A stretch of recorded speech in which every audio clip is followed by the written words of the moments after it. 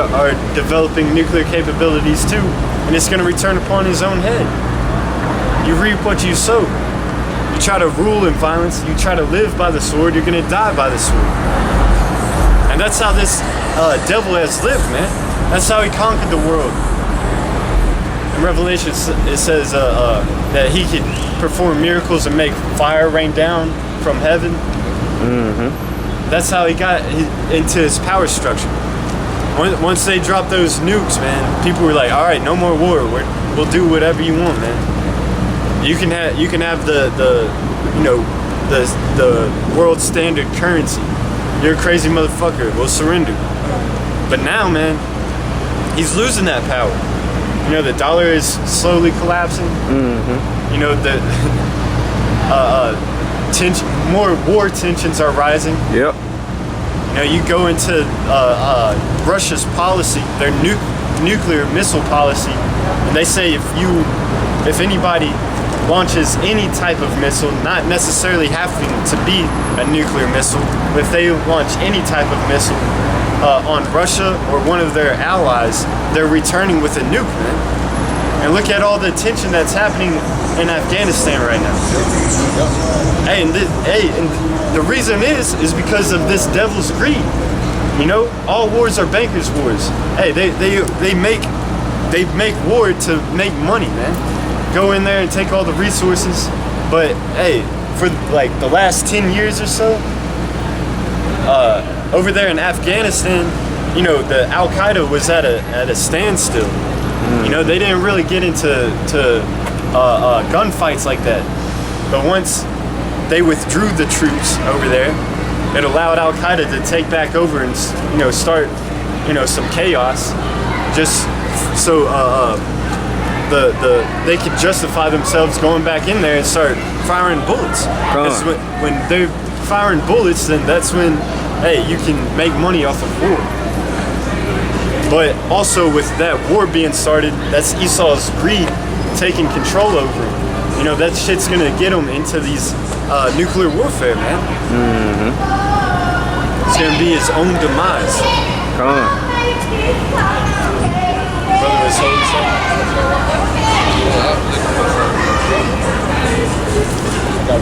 Okay.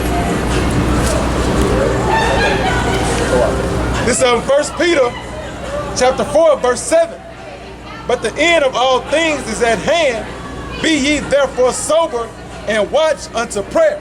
Yeah, the end of all things is read that again, Bobby. 1 Peter chapter 4, verse 7. But the end of all things is at hand. End of all things is at hand. You know, the end of Esau's rulership, the end of Israel being oppressed, being under the curses. That's at an end, man. Be ye therefore sober and watch unto prayer. Be sober and watch, which means sober-minded. Don't be into all these different amusements, you know, entertainments and false philosophies, and, you know, getting caught up with, you know, worldly problems. Hey, wow, you know, ask, you know, pray to the Lord for your daily bread, and hey, keeping these scriptures, learn the prophecies, learn the breakdowns, learn the history, know what time we're in, and just watch this king, watch Yahweh Shem Shah work, watch him work a work. The scriptures say that I will work a work in your time, although it be told you, you shall not believe it. Hey, Lord willing, we be part of the elect. We're gonna be good. We're just gonna watch this kingdom fall like it's with popcorn in our hands, man. Just gonna enjoy the show. We're gonna be in the show, man. You know, because like Esau has those 3D movies to make it more real. Right. Well, this is gonna be this is the realest movie, man. In real time. Real time. Yeah. Yeah. Yep. Yeah, this movie live. Yeah. Live and direct. Yeah, live and direct. Everybody playing their role in the movie. Yep. Whether it be good or whether it be bad. We hoping that we playing the good part, the good role of the movie. Right. We don't want to take part in the second deal. They say the end of all things is at hand, man. They say the fashion of this world passed away. That's right. Everything that we see around us is gonna be destroyed, man. You know? This is Joel chapter 2. I'ma start at 1. Blow ye the trumpet in Zion and sound an alarm in the holy mountain. Like, if I can add that? Yeah, go It said, ahead. blow you the trumpet in Zion. How we blowing the trumpet? By lifting up our voice. It said, cry aloud, spare not, lift up that voice like a trumpet. So we telling these people to repent before it's too late. That's right. Before the second death comes, you know? So it say, cry aloud. Go ahead, read it again. It say, blow ye the trumpet in Zion. Like Zion, our people. Cause this salvation is for our people, man. That's right. But ultimately the elect. You got it. Sound an alarm in the holy mountain. Let all the inhabitants of the land tremble, for the day of the Lord is come, for it is nigh at hand. All right, you ready? No, you got it. Right, the day of the Lord is nigh at hand. How we know? Because prophecy. Right. The brother brought out on what's the Habakkuk, the second chapter. right. I'm not sure he finished on that. Yeah, but it said at the end it's just speaking not lie. And Yahweh Shai come in at the end. That's right.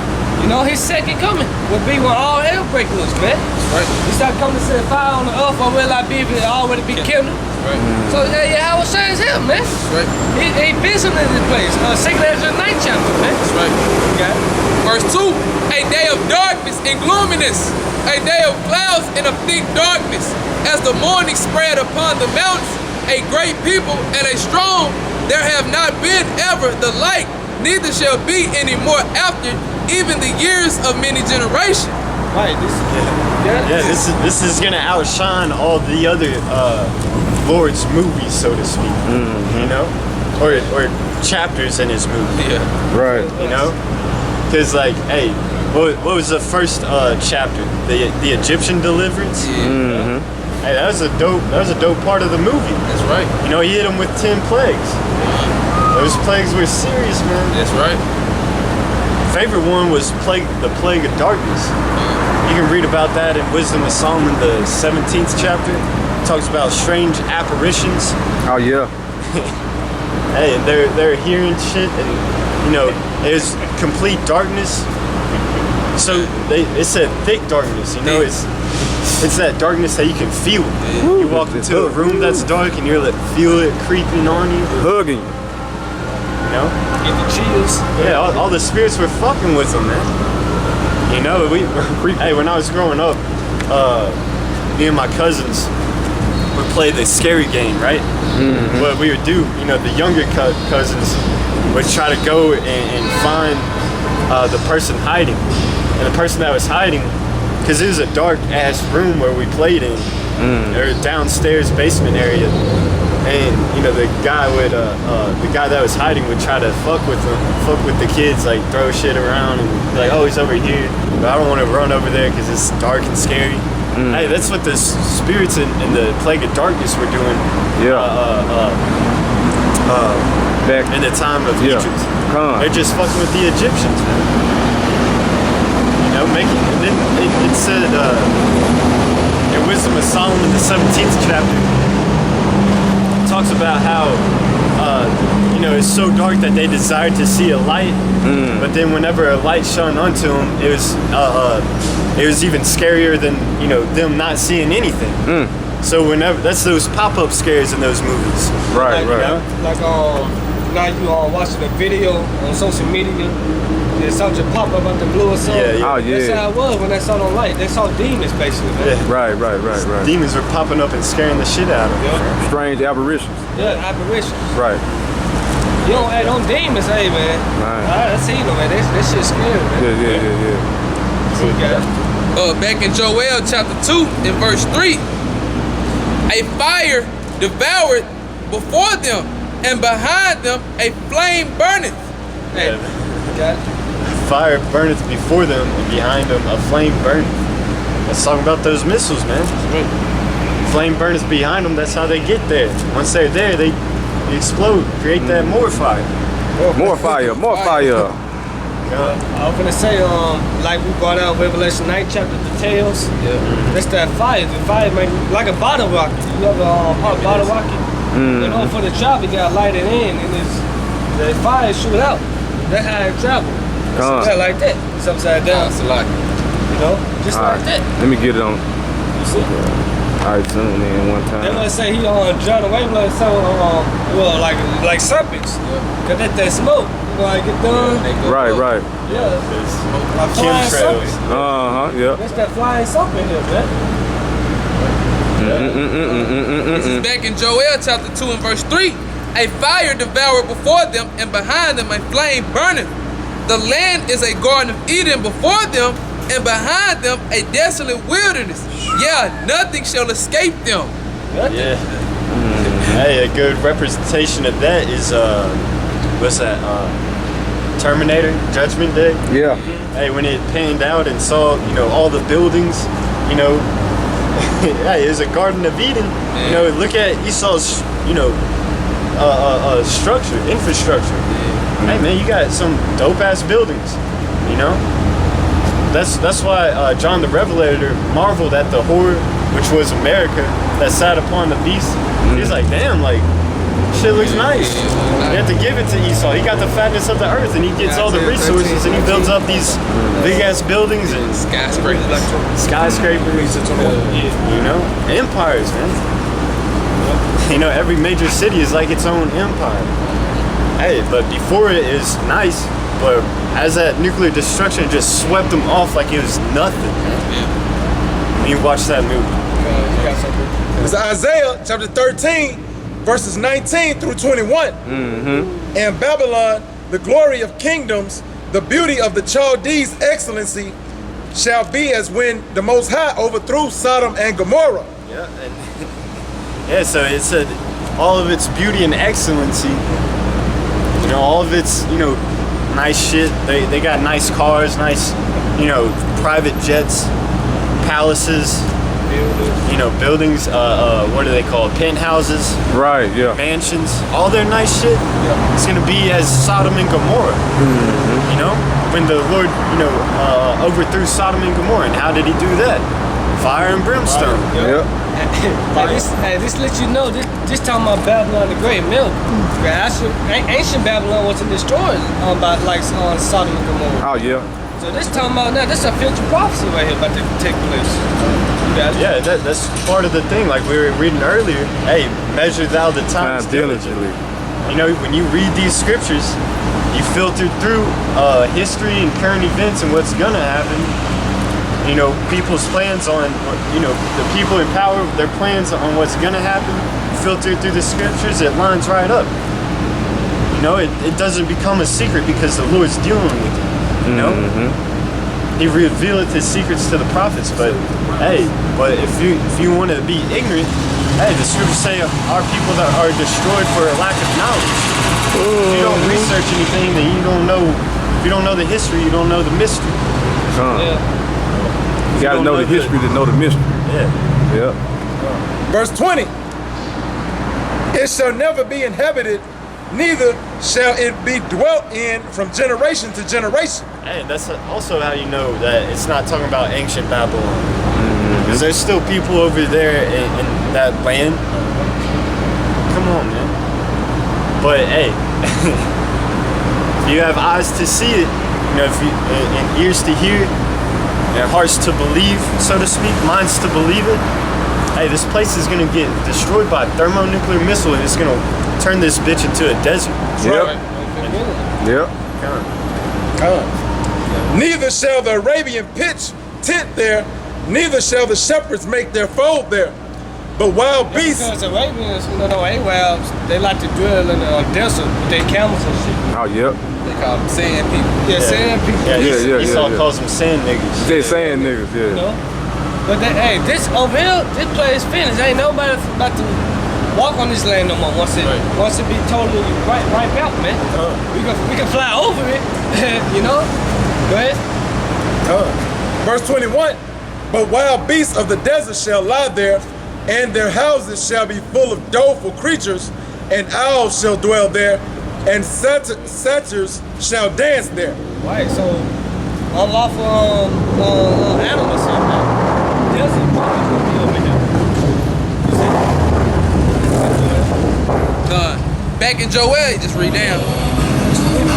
Alright, this is back in Joel chapter 2 and verse 3. A foul